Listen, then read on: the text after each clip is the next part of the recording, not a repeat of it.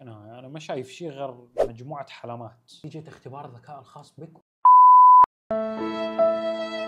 شلونكم يا الربع؟ رجعنا للقناة المتواضعة. اليوم قمت من النوم، حلمت حلم، وبعدين استغربت انه بعد 5 دقائق نسيت الحلم.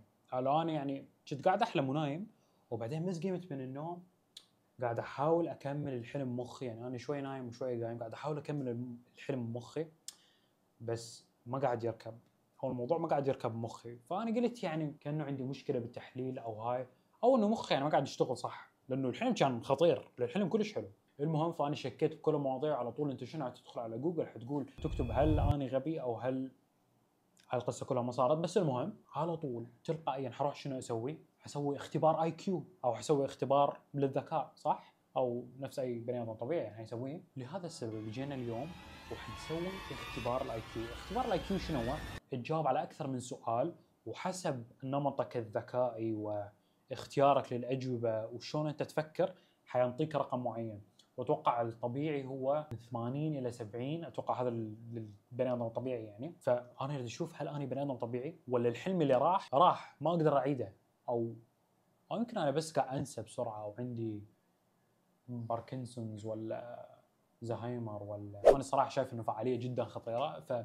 فتابعونا الى النهايه. وطبعا عزيزي الجذاب لا تنسى تسوي لايك وتشترك بالقناه على مود شنو كلنا ننمو مع بعض ونمشي الى القمه. وبما ان انت حتشوفني قاعد اجاوب على اسئله، ايش رايك تجاوب وياي وتحطها بالتعليقات؟ عاد شنو خسران بعد؟ جاوب عيني وخلينا نشوف اذا انت غبي وياي ولا لا. قلم وجايب وياي دفتر. خلينا نشوف. هسه احنا جبنا لكم اخطر موقع يسوي له الاختبار اللي قلت لكم عنه. هذا الموقع المفروض يعني انه ما اعرف نيورونت شكله خطير وطبيعي. يقول لك 500 واحد 500 واحد قاعد يسوي اللي هو الاي كيو تيست. الاي كيو نفس ما قلنا لك اللي يحدد لك المستوى الذكاء. اتوقع مستوى، اكيد مستوى الذكاء. يا الله يلا عيني يلعن ام الحماس. ابدا الاختبار المعتمد. معتمد طبعا. شنو اختبار الذكاء؟ اختبار اي كيو مجاني. بعد شنو؟ بعد شنو؟ يلا حبيبي ابدا. اوكي. اي شكل يكمل التسلسل المنطقي؟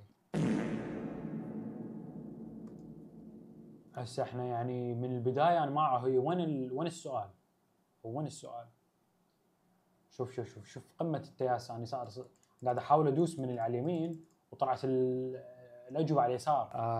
باك. اي شكل يكمل التسلسل المنطقي؟ يقول لك مربع ديناري ودائره. مربع وديناري ودائره. بس انا متعود انه الاسئله تكون يعني انه سؤال وتجاوب عليه يعني. اما هذا شنو؟ هذا رسومات حيه ودرج. هذول كلهم غامقين، وهذا فاتح هذا غامق. معناها هذا اوكي غامق غامق غامق فاتح غامق فاتح. أوكي. هذا عكس هذا، هذا عكس هذا، وهذا يشبه هذا. معناها هذا فاتح عكس هذا. يعني فاتح ولا غامق؟ يعني فاتح دائرة. استمر. ما هو الرقم التالي في هذه السلسلة العديدة؟ اوكي. شو الأسئلة ما هو التسلسل التالي في هذه؟ 2 ناقص 1 ناقص 3 ناقص 4 ناقص. والله لازم نطلع لك الحاسب. انا عيني اطلع لك. فيشكات صار لها ما مفتوحة. شوف العفن. هاي ذكر اخذتها من واحد بالجامعة. ما هو الرقم التالي في هذا التسلسل؟ 2 ناقص 1 ناقص 3 ناقص 4 ناقص 7 سالب 13. شو يقول لك الشيخ؟ يقول لك سالب 13. عز الطلب. التالي. أي شكل يجب أن يكون في المربع الفارغ؟ دائرة، نص فاتح، لا غامق فاتح غامق فاتح. معناها حيكون الزوايا. شوف هاي فاضية هاي. فإحنا حنخدعهم كلهم وحنقول له اللي هي المليان، لأنه ولا واحد منهم مليان. ما هو الرقم التالي في هذا التسلسل؟ نبغى نزيد كلها حنشتغل على الحاسبة. هل هذا يعتبر ذكاء ولا؟ زين 4 زائد 50 زائد 6 5 لا 6 5 4 7 1. شو يقول لك الشيخ؟ يقول لك 7 1 2. زين ايش دخل؟ شنو 7 6؟ زين ايش دخل؟ ليش 7 6 5 4؟ 7 6 5 4 4 5. ما هو الرقم التالي في هذا التسلسل؟ 4 5 4 6 5 4 7 6 معناه ما لا زائد ولا ناقص. 7 6 5 4. ما هو حجر النرد يكمل النمط. اوكي هسه حنقعد نمشي شويه احنا لانه يحتاج جون إلى 13 زجاجة ماء من المتجر. لا يستطيع جون حمل سوى 3 زجاجات في المرة الواحدة. ما هو الحد الأدنى لعدد الرحلات التي يحتاجها جون إلى المتجر المرة الواحدة؟ ما هو الحد الأدنى لعدد. أوكي هاي حلوة. وقع القلب. يحتاج جون إلى 13 زجاجة ماء. أوكي معناها 13 تقسيم 3.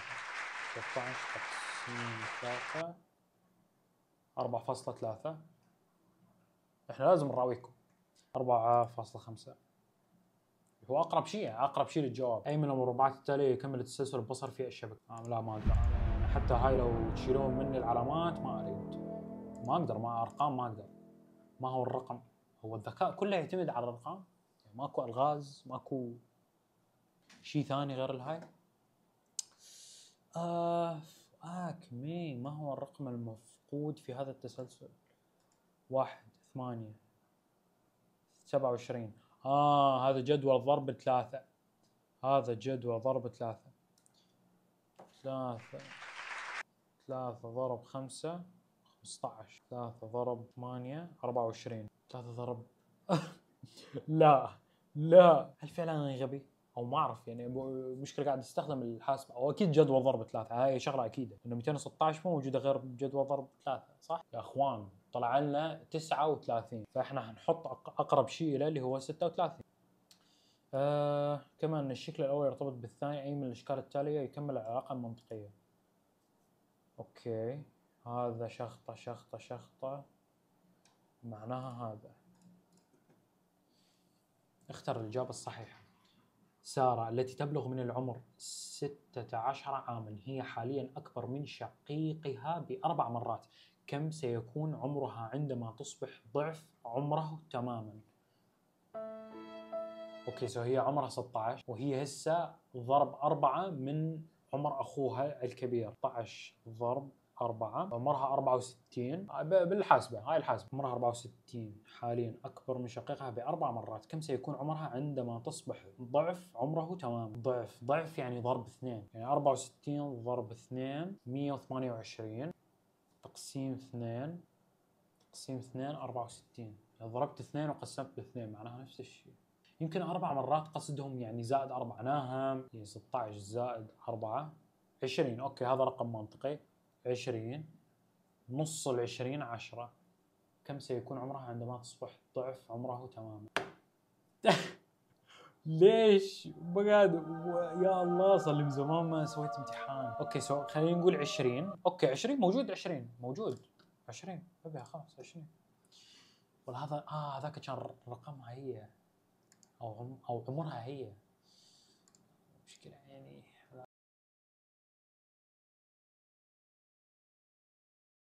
حبيبي حنسوي لك هسه سبيد ران نحن، لانه انا متحمس اشوف الاجابات. هاي اللحظه الحاسمه.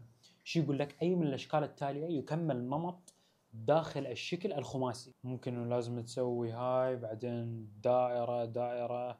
انا ما شايف شيء غير مجموعه حلمات. شكل خماسي. شنو هو الخماسي؟ ما اعرف. لا شوف انا دائما بالمدرسه كنت اللي اغشش، يعني دائما كان الناس تغش مني، بس انا الصراحه يعني ما عندي، والحاسبه ترى مو مساعده. سبحان الله.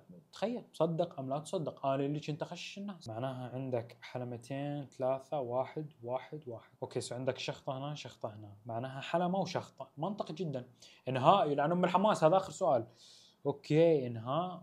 طبعا ما اقول لكم انا ايش قد انهلكنا، ولازم تحط الايميل مالتك وقرف وما اعرف شنو. الاسم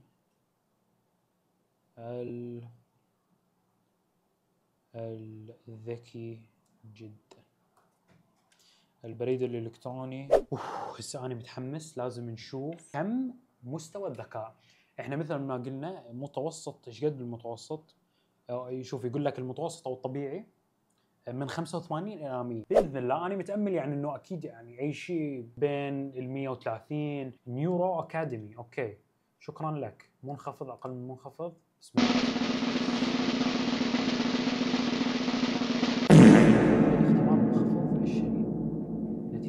اختبار الذكاء الخاص بك 21.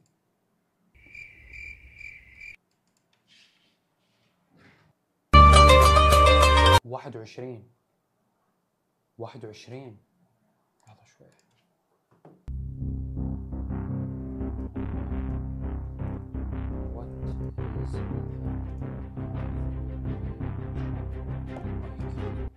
يا اخوان ما حد ينطيني اجابه، ولا واحد قاعد ينطيني اجابه، مستحيل. اوكي سو هاي يقول لك يعني هاي سيبين لك كل دوله والمستوى مستوى يمكن واضحه. المستوى الذكاء اللي بيها يقول لك امريكا 99، كندا 102. زين وين بلدنا احنا؟ العراق 94. زين وين حاطيني انا؟ الامارات ايش قد؟ سعر 96. وات يا الهي. روسيا 103، اوكرانيا 95. الهول.